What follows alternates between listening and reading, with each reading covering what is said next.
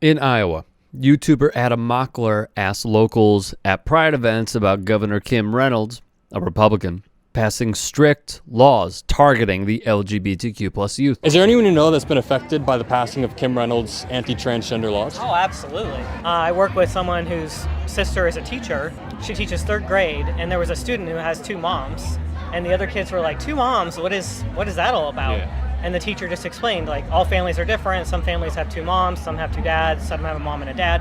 But now with the passing of this law, she literally can't say that. So it's actually against the law for her to even say that. So, because that's talking about sexual orientation, and that's talking about gender identity. She's got a history of bigotry. I am pro-traditional married. I sponsored a constitutional amendment to define marriage between one man and one woman. You shouldn't have to wake up every morning and worry about the next thing the government is going to do to you, your business, or your children.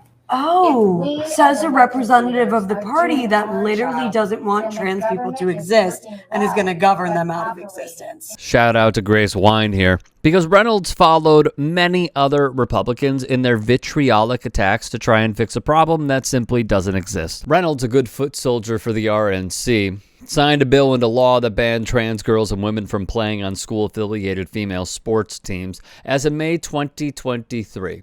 Human Rights Campaign would report 80 bills aimed to prevent trans youth from playing school sports consistent with their gender identity, and 19 states now exclude trans athletes in school sports. We have said this all along. The right's attacks on trans youth began under the guise of protecting women's sports, largely because educated white women do not vote for them, and thus they are trying to swing the pendulum by targeting the already marginalized. Transphobic fifth-place swimmer Riley Gaines propped up as the poster child to combat trans youth competing in sports. Founded by Beth Stelzer, Save Women's Sports said, "Hold my beer," and carried the torch. However, their organization identified only 5 trans athletes competing on girls' teams in school sports for grades K through 12. This led to further onslaught with Republicans, with the legislation going further.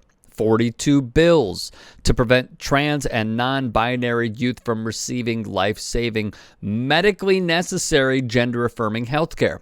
5 states now restrict access to gender-affirming care. 70 curriculum censorship bills tried to turn back the clock and restrict teachers from discussing LGBTQ plus issues and other marginalized communities in their classrooms. 7 passed into law. Here is where I conclude. It did not have to do with trans youth, okay?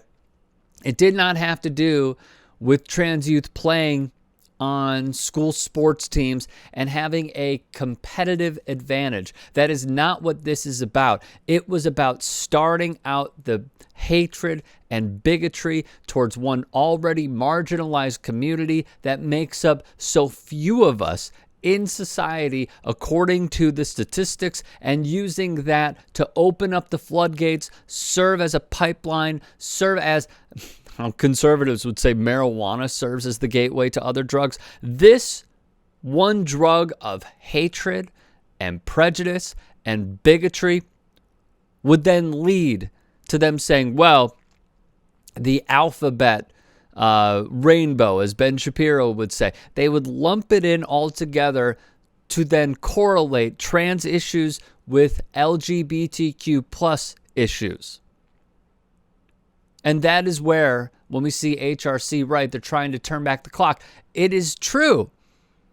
All of this started out through Christian nationalism like Ron DeSantis, Josh Hawley, Kim Reynolds, many others within the political sphere, weaponizing their religion and hiding behind it, using it as a shield to start out hating trans people, even though they did nothing to them, and then attacking LGBTQ plus rights. And it is not going to stop there. And that is exactly why we need to bring this to a screeching halt in order to prevent the next wave of hatred and combat this so they don't turn back the clocks.